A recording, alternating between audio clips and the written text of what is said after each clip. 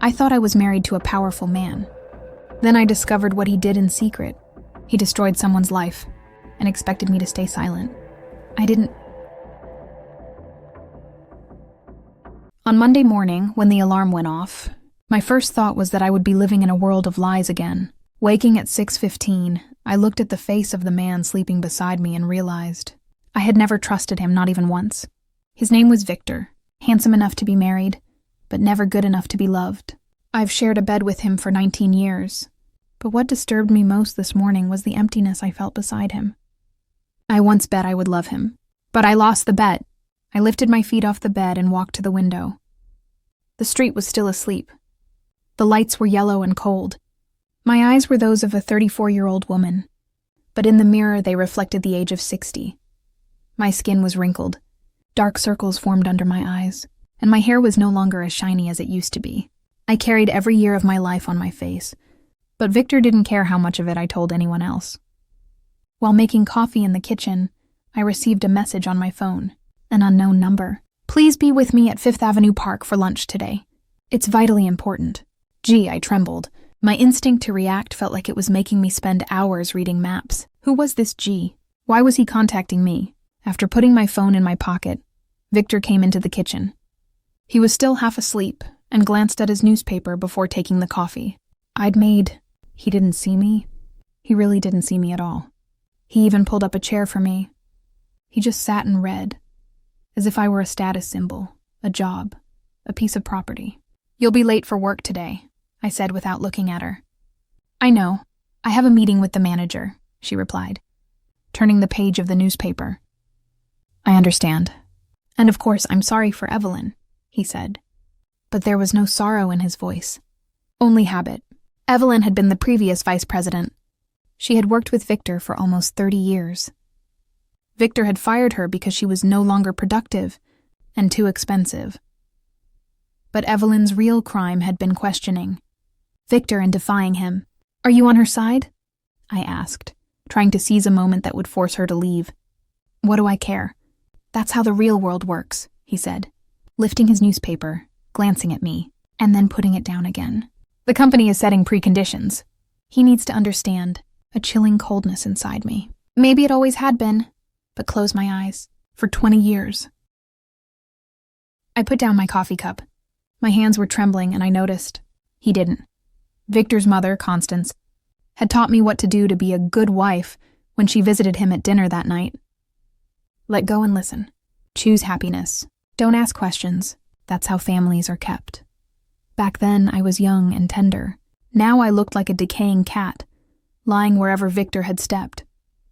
Nagging nervous chill until lunchtime.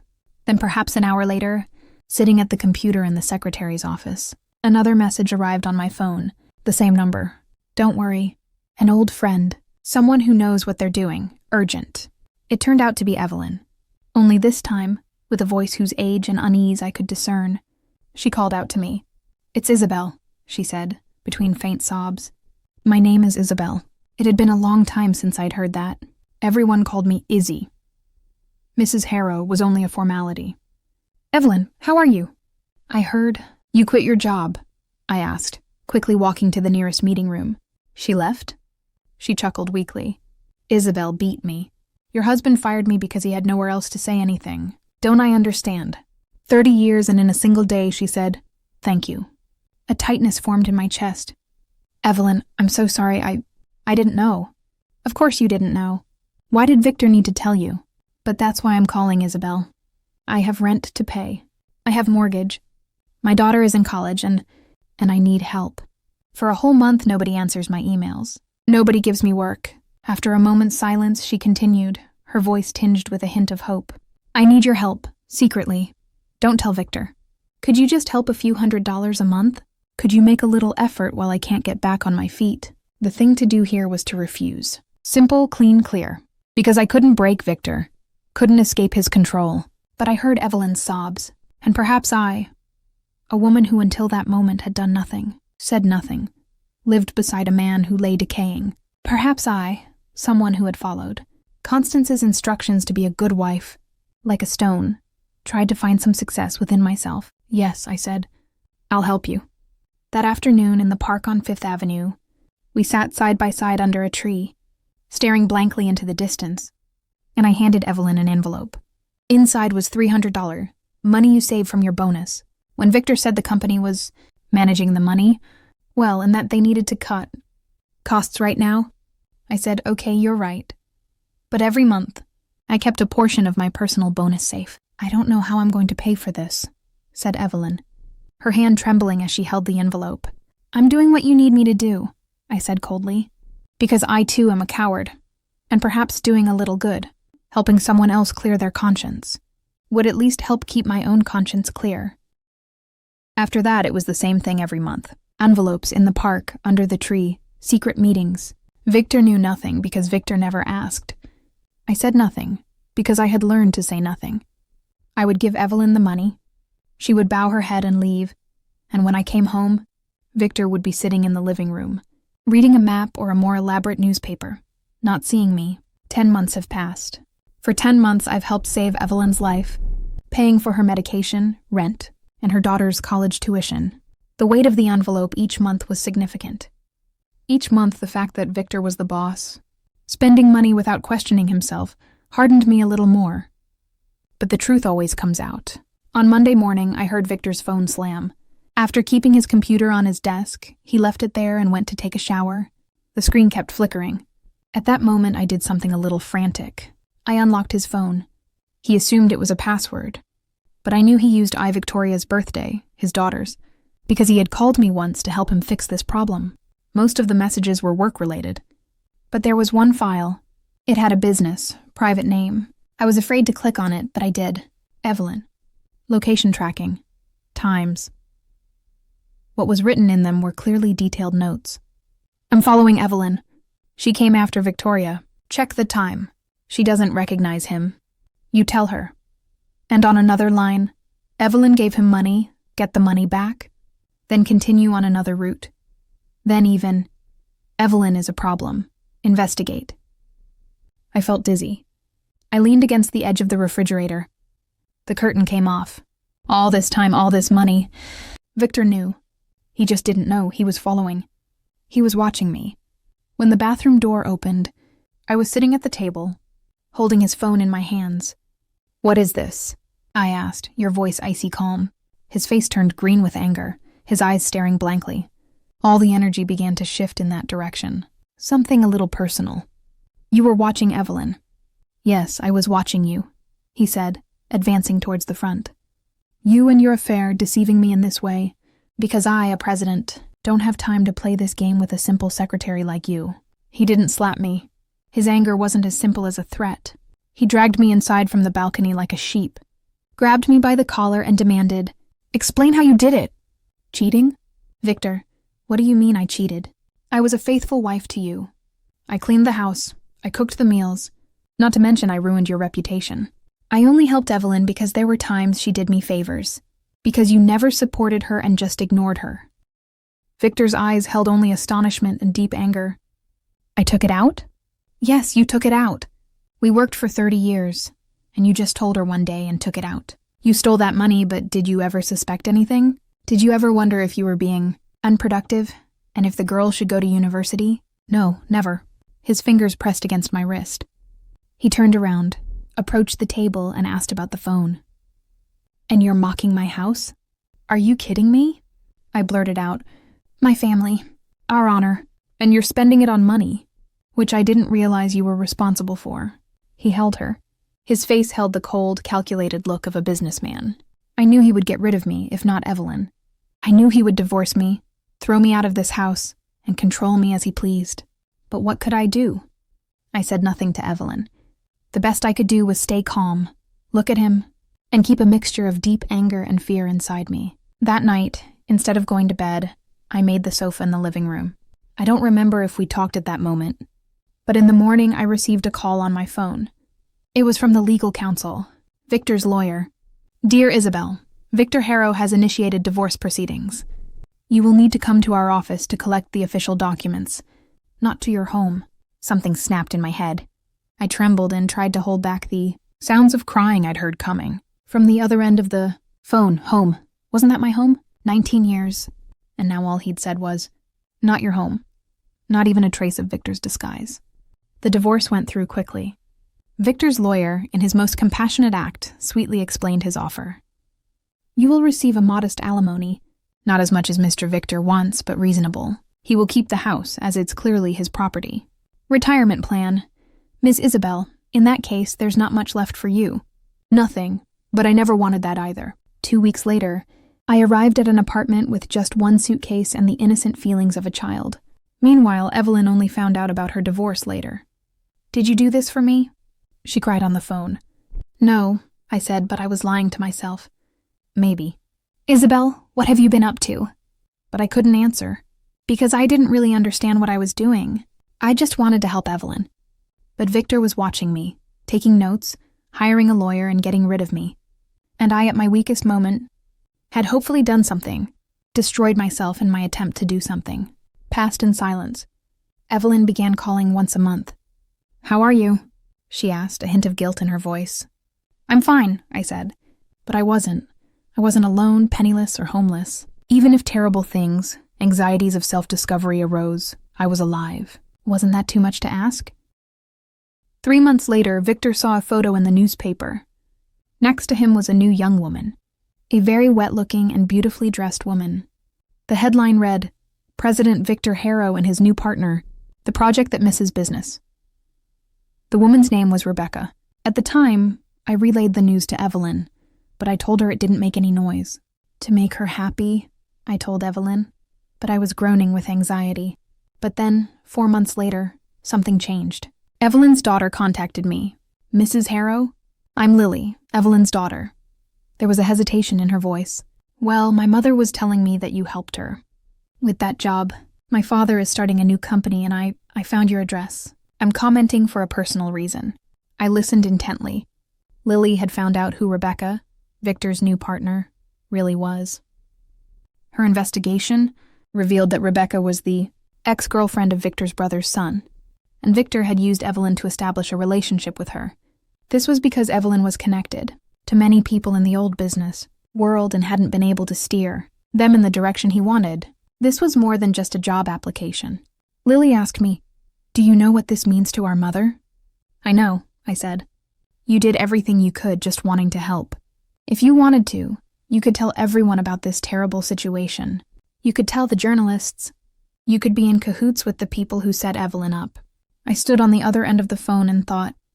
My life was falling apart. My home was gone. But Evelyn didn't owe me anything. Nobody did. "No," I said quietly. "I won't do that." "Why?" asked Lily, surprised. "Because when we do good, we don't expect revenge." I hung up the phone and looked out the window. Outside the apartment building, the city lights twinkled. I wasn't empty anymore. I was just good, doing the right thing, expecting nothing in return. Knowing that was enough, I moved on. Then, 10 months later, Victor received a call. A journalist, a story. A plot involving President Victor Harrow and Rebecca was about to be revealed, but the source didn't want to be named. But it was very clear.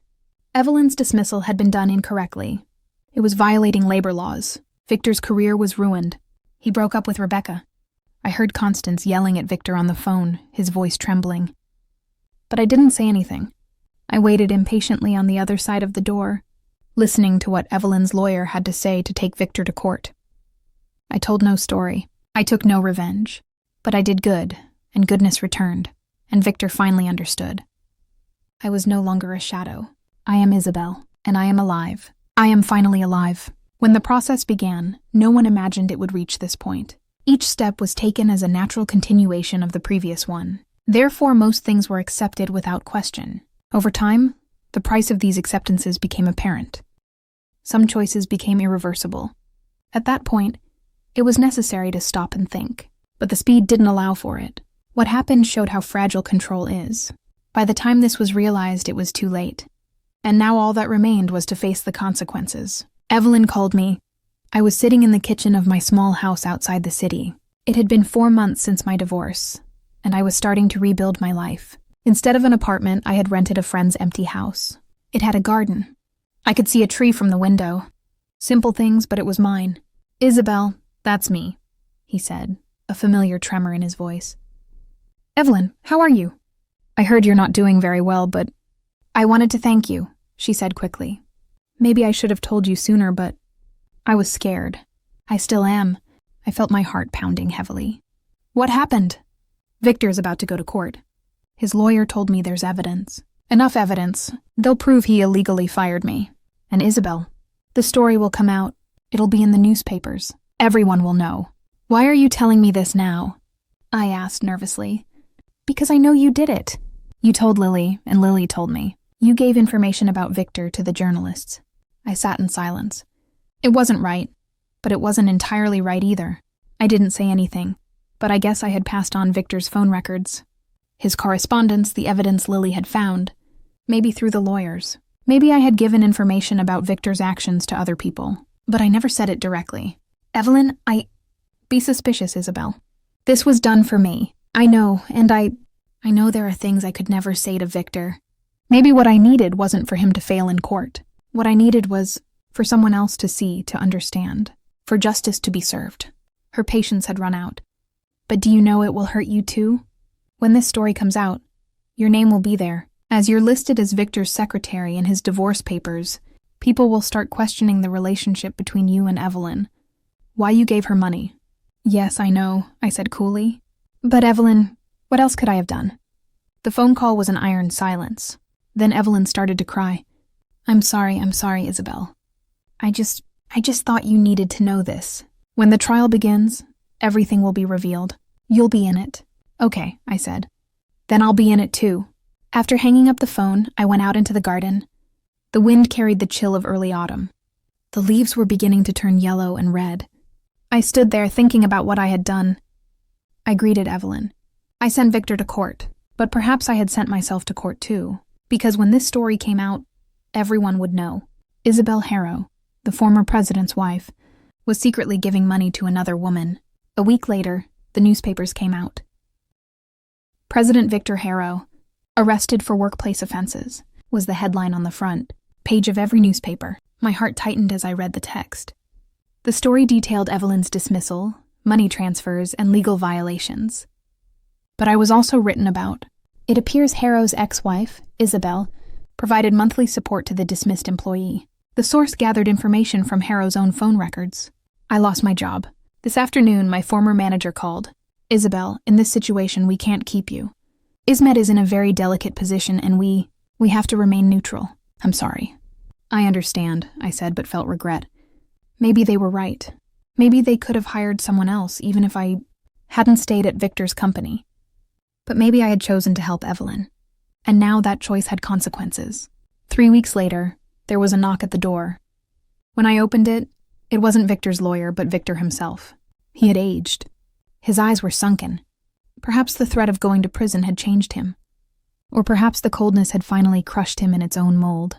Isabel, he said, his voice lacking any emotion. Can we talk? I didn't let him in. I stood at his door and listened to him. I didn't give you any explanation for doing this, he said. And I learned in court from the lawyer that you used these documents against me. You destroyed me. Victor, I know what you just did, she said sharply. You gave Evelyn money and then you talked about me, and now I'm in court. I won't pay the hefty fines. Maybe I'll go to jail. Yes, I said, because perhaps it was true. Because you did wrong, Victor. You fired Evelyn, a woman who had worked for 30 years. It was a business decision. No, I said, and for the first time I looked her directly and spoke to her. For the first time in 20 years. It was a cruel decision, an inhuman decision, and I just wanted someone else to see and understand that. Victor's face turned deathly pale. I never loved you, did I? He asked in a voice almost a whisper. No, you didn't love me, I said calmly, but that doesn't really matter. Because I've started to love myself. When I closed the door, Victor was still there, his back turned, not moving in any way to leave. But I don't know how long I waited. I just slammed the door shut and went into the kitchen. Evelyn came to visit a week later. I had never seen her like this. Peaceful. Her eyes looked as if a weight had been lifted. The lawyer said we'll win, she said, sitting and drinking tea. I'll get full compensation. Maybe a little more. My daughter will be able to go to school. And maybe I can find a job. That's good, I said. but my voice was hoarse. "But I'm sorry for you," he said suddenly. "You lost your job. Everyone knows you. Your name is in the newspaper." "Yes, I know. And it cost you. It cost you a lot." She looked at me and tears started to well up in her eyes. "Why did you do this? Why did you help me?" "Because it was the right thing to do," I said bluntly. "But it hurt you." "Yes," I said. "But he helped you. And now, perhaps people understand what kind of person Victor is. Perhaps now other people will be more careful. Perhaps other Evelyns will be protected." Evelyn cried softly. "I'll never be able to pay off my debt." "Don't pay anything," I said. "Just live. Just be happy." The court process lasted 5 months. Victor was forced to plead guilty. The sentence was imprisonment and a fine. Constance cried in court. Our lawyers obtained a court order for him to pay alimony after the divorce. An additional blow, because I hadn't asked for anything. But I too was called as a witness in court. And the questions asked during questioning were painful. "Ms. Isabel, they've told me you're Victor's wife. At the same time, you were secretly giving money to another woman. What does that say about his character?" "I don't know," I said quietly. "But she tells me that she was silent. She was silent for a very long time." "From where?" "Because I was afraid. Because I lived according to Victor's expectations. Because I had seen the mistakes of others. But I hadn't seen my own. And now? Now I know," I said. "Maybe it's too late. Maybe I'm already broken. But maybe, for others' sake, I'll try to speak honestly now." When the court session was over, Evelyn and I went outside. The sun was in the middle of a beautiful day. The leaves had now completely fallen. A vibrant red and golden color. Evelyn asked. "I don't know," I said. "Maybe I'll find a new job. Maybe I'll do something for myself." "Isabel," Evelyn said, stopping and looking at me. "I want to tell you something, and I just have to before it's too late." "Yes?" "I love you. Your help, I know, Isabel. It wasn't just help. You gave me your heart." I realized I was crying. I pushed my hair back, wiped my face. "I love you too, Evelyn. But I knew this love would always be a little sad. Because I once thought I would love Victor. I had thought about it, and that choice had cost me 2 decades. But perhaps that loss had taught me something. Life isn't lived for just one person. Life is lived for choices. And I had begun to make my choice. 6 months later, I started my own little business, a consulting firm. Legal advice for those who understood the challenges women faced in the workplace. Evelyn was one of my first clients. Other women came along too. Each one had lived under someone like Victor, been abused by someone like Victor, lost a period of their life because of someone like Victor. I told them, don't stay silent. Never stay silent. Whether it's a divorce, a job, or just life itself. Defend yourself, because nobody else will do it for you. One day, Lily contacted me. Evelyn's daughter. "Mrs. Harrow, you helped my mother so much.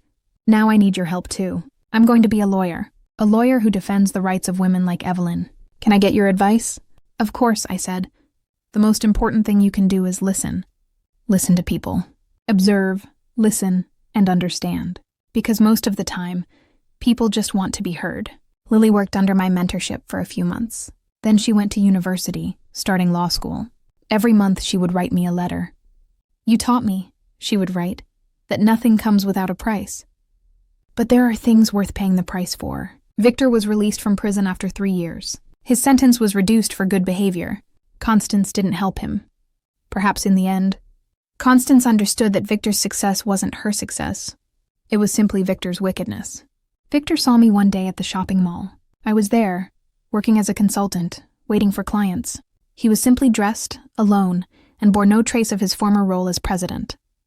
"Isabel," he said, and there was neither desire nor malice in his voice. Just an introduction, one to the other. "Victor," I said, "I heard you're doing well. The consulting job. Successful." "Yes," I said. "And you? How are you?" "I'm nowhere," she said bluntly. "But maybe that's for the best.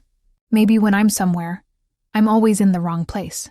We looked at each other and said nothing, because there was only one thing to say, and we both knew it. The past was the past, but our job was to build the future. When I closed the door, I never saw Victor again.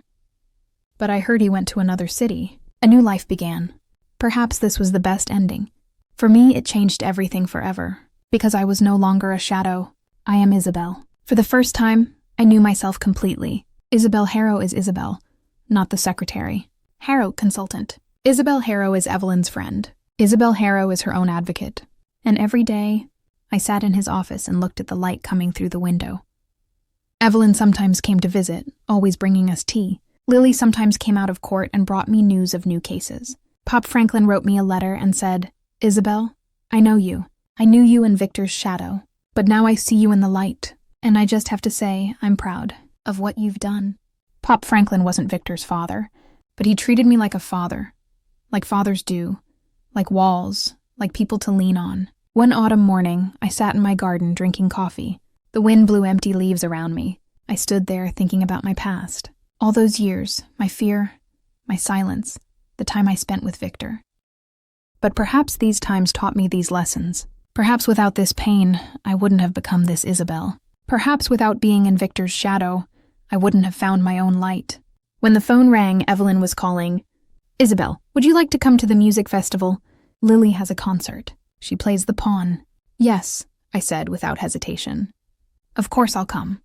At the concert, while Lily was playing, I felt the music opening something up in my head. Maybe that's life. There's silence. Silence. And then suddenly the music explodes, and everyone listens. Everyone cries, laughs, feels. I listened to Lily play. I thought that perhaps this music was playing during the years, when I was blindfolded. Perhaps I didn't hear it, but now I hear it. And perhaps this music means I have found myself. When the concert was over, I went to Lily and hugged her. "It was wonderful," I said. "Thank you," said Lily. "But this is for you. My mother said you sacrificed the possibility of me going to school for me. This music is for you to listen to." I realized I was crying openly, without any shame. Because now I wasn't ashamed anymore, I was being myself. And this me could cry, sing, laugh, get bored, lose myself, and find myself again. Months passed. A year passed. Victor's case was completely closed. Evelyn became a teacher at a private school. Lily became a lawyer. I became successful in my consulting job. Pop Franklin visited me frequently, and I served him tea and chatted with him. One day, Pop Franklin told me something important. "Isabel," she said, sipping her tea. I spoke to Victor. After the trial, I spoke to him. I said to him, "Were you as bad as your daughter?" And he nodded. "Yes," he said. "Because I never knew I was bad. People portrayed me as good. I felt I was a good person. But actually, I am a bad person." "Does Victor regret it?" I asked. "I don't know," said Pop Franklin. "But I told Victoria, you're not the president's daughter anymore. You're just Victoria now." And she cried. Maybe that was meant to happen. Always. I looked at Pop Franklin and saw peace in her eyes, after all these years. "Pop Franklin, why did you help me so much?" "Because I was like the five of you," she said sharply. I too once remained silent beside Constance. I too saw evil but did not speak out. But I saw your help, I saw you protecting Evelyn. And I did what I couldn't do then. I spoke out, and perhaps it's too late. But I'm trying to be a good person. Years passed. 4 years, 5 years, 6 years. I was 40. Evelyn also grew old, but happily. Lily was losing her voice in important cases. Pop Franklin one day wrote me a letter and then died. In his letter, he said, "Isabel, I love you. You did what I could not do for Constance. You rebelled against the silence." I went to Pop Franklin's funeral. Victor was there too. We sat in silence and listened to his father. Then I went home. I sat in my garden. The wind blew the leaves from the trees. I stood there and thought about all those years, starting with helping Evelyn, the appearance of another woman against Victor, the trial, losing Pop Franklin. But the result of all this was that I found myself Isabel. No longer a shadow, but light. Everything seemed to be proceeding as planned. However, this impression was superficial. Deep down, different dynamics were at work. These dynamics gradually became apparent. Certain balances shifted silently. No one voiced it aloud, but everyone felt it. This feeling determined the direction of events. The old order was no longer valid. A new situation had emerged. 10 years have passed. 10 years, a time so long that one forgets the numbers. I was 50, and when I looked in the mirror, I didn't see a younger woman. But I saw a more peaceful woman. That was more valuable than aging. My consulting job had become a full-fledged firm. I had 3 assistants, each a sharp-eyed woman with her own story. One had been broken by a man like Victor. One had been abused at work. And one was simply tired of staying silent. Each of them found out about me, and I helped them. Because I knew now, silence is death. Evelyn was 60 years old. She had become a school principal. Lily had become a winning lawyer and was working for social justice. After Pop Franklin's death, I went through my own period of mourning, because Pop Franklin was perhaps someone I wanted to replace my wife with, someone I wanted to replace my father with, because he had said to me, "You did well." And sometimes a person needs that. One Monday morning, I sat in my office and checked my emails. Most were requests for consultation, but one was on a different subject. The subject line read, "Isabel, please read me." The sender was Victor. My fingers trembled. For 10 years, I hadn't seen Victor's name in an email. After the trial, I had testified. After the trial, I hadn't seen him at all. According to Pop Franklin, Victor had moved to another city. He had started a new life. But now he was writing to me. The mail. "Isabel, I know you may not answer me. Perhaps you shouldn't. But I must tell you, for 10 years I've built myself up. I've started a new life, from scratch. No one recognizes me as the president. No one knows I'm money. I'm just an ordinary man working in a factory. But I'm happy. After so long, I'm happy. And I feel indebted to you, because you forced me to achieve this happiness. Because when I served my sentence, I understood. What I did wasn't just harming Evelyn. I destroyed your life. When you called me to court, I understood. You were brave, much braver than I am, and perhaps I should try to make peace with you. Don't answer. But read this, and perhaps you too will know that I forgive you. Victor." I read the mail 3 times. My eyes lingered on the line, feeling the weight of each word. Victor was asking for my forgiveness, but I hadn't given him my forgiveness. Or had I? I couldn't remember. Evelyn on the phone. "Isabel, is there a problem?" she asked quickly. "If Victor wrote me an email, what would you do?" Silence. Then Evelyn began to cry. But her crying wasn't a sorrowful cry. It was a sacred cry. Victor's, what does it say?" "He wants peace," I said. "Isabel, what do you want?" "I don't know," I said bluntly. Maybe I haven't questioned it in a long time. Maybe I'm just trying to live. "Yes," said Evelyn. "Maybe he's doing the same thing. And maybe making peace would be good for both of us." "Lily," I got an even harsher response. "Mom, don't answer Victor. He cheated on you for years. He spied on you. He tried to destroy you in court. Why should he answer?" "Because," I said quietly, "maybe I want to see someone look me in the eye and truly feel remorse. Maybe I no longer feel the need for revenge. Maybe I've simply learned that people can change. Because I have changed. Because you have changed. Evelyn has changed, and Victor, perhaps, has changed too." Lily was silent on the phone. Then she said, Okay. What are you going to do?" "I don't know," I said. "Maybe I'd like to see him. To make sense of what happened, it was necessary to look back. Details that were not noticed at first became important. As these details came together, the picture became clearer. It turned out that what happened was not a coincidence. Some actions were conscious choices. The consequences of these choices came with a delay, but their impact was powerful. Now, events were evaluated within a different framework. This framework was more realistic, and it could not be ignored. 2 weeks later, I went to the city where Victor lived. It was a small, quiet town, 3 hours away from where I now live. Victor worked there in a factory, as a machine operator. A simple life, a simple living space. We arranged to meet in a park. It was morning, sunny but cold. The leaves were drizzled. Victor was standing there before I arrived. He was old. His hair was completely white. His shoulders were hunched, as if a weight still carried him. I approached from behind. He heard me, turned around, and the look in our eyes was a measurement that had been postponed for 10 years. "Isabel," he said, his voice devoid of both eagerness and fear, purely an introduction. "Victor," I said. "You came." "Yes, I'm here." Side by side. We didn't give directions. Sometimes people say nothing when they have a lot to say. Then Victor started. "I've been here for 2 years," he said slowly. "Nobody knows me. Nobody knows I'm the chairman. I'm just Victor, a machine operator. I get up early in the morning, go to work, and come home late in the evening. On weekends, I read, or I go for walks. Simple things. Are you happy?" I asked. "Yes," she said, and for the first time, I truly felt I believed it. Because in her voice, there was no achievement, only a result. "For the first time, I am happy, because I am living for myself. I'm not under anyone else's expectations. Constance killed me 5 years later, he said quietly. She told me to my face that I hadn't gone back. Her last words were, "You're a failure." I remained silent. Constance was a painful person, but Victor's pain was enough for me too. Victoria? Your daughter? Victoria doesn't speak to me anymore, he said. She's found a new family, a stepfather. Her mother is in a new marriage. Victoria is currently earning a degree. She's in college. She wants to forget about me, and I'm totally happy about that. Because she deserves it. I believe that too. Because what I began to understand is that to truly understand that a man has changed means to understand that he has lost something. Victor's loss turned out to be Tom. He had lost. And that loss had saved him from being a failure. Why did you write to me? I asked. Because I think about you every day, Victor said, looking at me.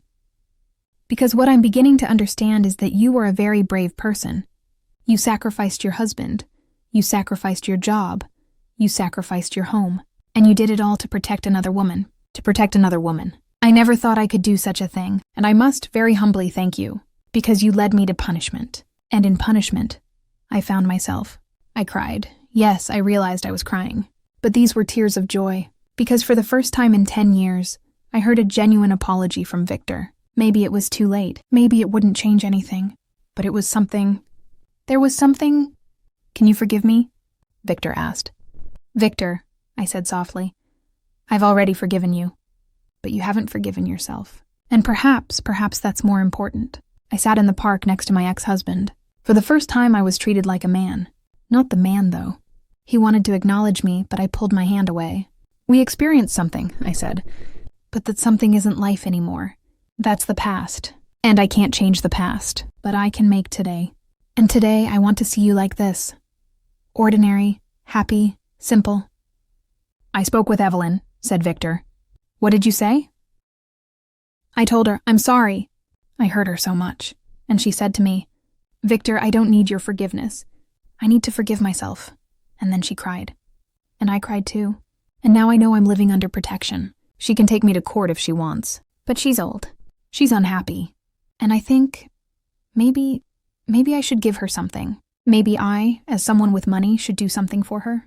No, I said. Victor, you're not a man of money. You're an ordinary man, a simple man. He's a better person than us. If you want to give him something, give him peace. Show him that you're a better person. That's all. Victor nodded. All right. Later, I spent a day in that city with Victor. I visited his factory, a modest place. The man works among large machines, living in the dust. But he seemed calm. Calm, desirable. That evening, I told him, if you're okay with this, keep going, Victor. Maybe your life shouldn't interfere with mine anymore. Maybe we should stay apart, because I need a different life. Maybe you do too. Yes, said Victor. I know. I just have to tell you that you're a good person, because you wanted me to be. I became someone else, and I thank you, because that's great. You are a great person. I smiled.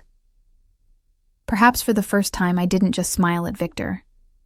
A real smile, without any pretense. When I got home, I felt different. It was as if a weight had been lifted. It was as if, for the past 10 years, I had lived under the burden of responsibility, burdened by the things Victor was supposed to do for me. But now he was gone, and I was free. Lily wanted to let me know when she called. Mom, we won a case, she said excitedly. The woman was harassed. People told her, why did you speak up? But I told her, you were brave, because you used your voice. And with the case we won, she can now help other women, because she was brave. That's great, my daughter, I said proudly. Evelyn, I, at the same time, started writing a book in a library. Its title became From Silence to a Voice, A Wife's Story. I wrote my own story. Every pain, every regret, every success, because I knew that other women would read me and perhaps they would dare to do something different. The book was published 3 years later. When I first started writing it, I was very scared. I was afraid to take risks. But then I understood. Risk is a part of life. Fear is a part of life. But silence is death. The book was widely read. Women read it. Men read it. Lawyers referenced it in court cases. Therapists recommended it to their patients. One day I received a letter. In it, she wrote a message. "Mrs. Harrow, I read your book." And I cried, because I was like you. I too had been silent. But now I will use my voice. I will leave my husband. I will live with my children. And I will do something else. Thank you. Was written for me. 15 years later, I was 65. I had retired, but I continued my consulting work.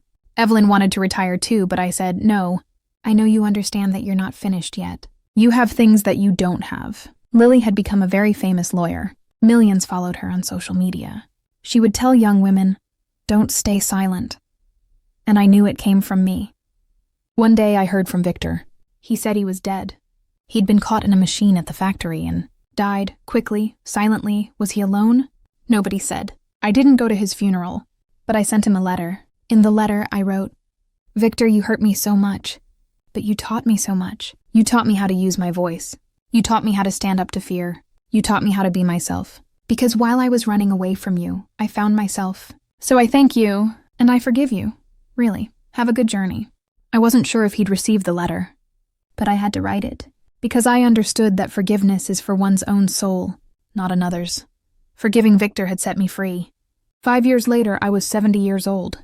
Evelyn was 76. Lily was 42. I visited them at the inn. Evelyn now had a caregiver. She was growing old. Her hair had turned completely white. But her eyes were still the same bright eyes, because Evelyn was never broken. Isabel, he said, looking at me. We've been through a lot, haven't we? Yes, I said. We've been through a lot. And perhaps I should thank you. Because you saved me. No, I said. Because I saved myself too. To save you, I saved myself. Lily, I visited them. She was very busy. Courts, cases, but she always made time for me. Mother, she said to me, sitting in her office. You know, today I represented a woman like you. She had run away from her husband. She had children. She had no money. She was terrified. And I said to her, you were brave. You spoke out. Now I will protect you. Yes, I said. You did it because of me. But now, you are doing it for others. We are chained, Lily. We are ladders. One person shows the light. Another shows it to someone else. This is living. This is being human. On the way home, I sat on the train. Through the window, I watched as we passed through the city. The places, the people, the lives, they were all something else. They were all a different story. I took out my notebook and started typing. If you ask me what it means to break free from silence, I'll tell you, it's finding your soul. It's finding yourself. It's knowing we've made mistakes and choosing not to. Victor taught me this lesson. Victor's wickedness condemned me to be good. And perhaps this is the only way to live. But I know now that it's not too late. It's never too late. Use your voice. Defend yourself. Stand up to evil. Don't be silent. Never be silent. When I finished writing, I closed my notebook. The train was about to arrive at the station. I got off and went home. At home, I sat in the garden. Now my garden was full of flowers. Roses, willows, chrysanthemums. I had planted them with my own hands. I had grown them with my own hands. I understand now. This is what life is. Planting the seeds, waiting for them to grow, watching the flowers bloom. It's simple, but it's meaningful. I sat there watching the sunset. The gentle light filled the garden. I felt peace, because I knew I am another life. I am a silent shadow. I am Isabel Harrow, a consultant, a writer, a friend, a person.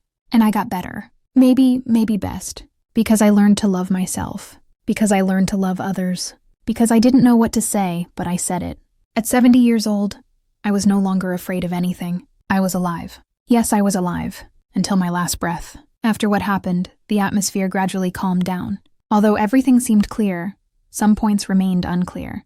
Learning to live with this uncertainty wasn't easy. But time gave me the opportunity to think without rushing. I didn't try to attribute everything to a single cause. I accepted that every detail had its own meaning. This perspective allowed me to evaluate what happened more realistically. Some answers weren't what I expected, but they were honest. It took time to realize how the events affected me. I no longer looked at things as superficially as before. I saw that even the silent moments told a story. This story showed me that drawing quick conclusions isn't always the right thing to do. Sometimes you need to stop. Sometimes you just need to observe. What I learned during this process wasn't easily gained, but it's lasting. This narrative ends here, and it remains as it is.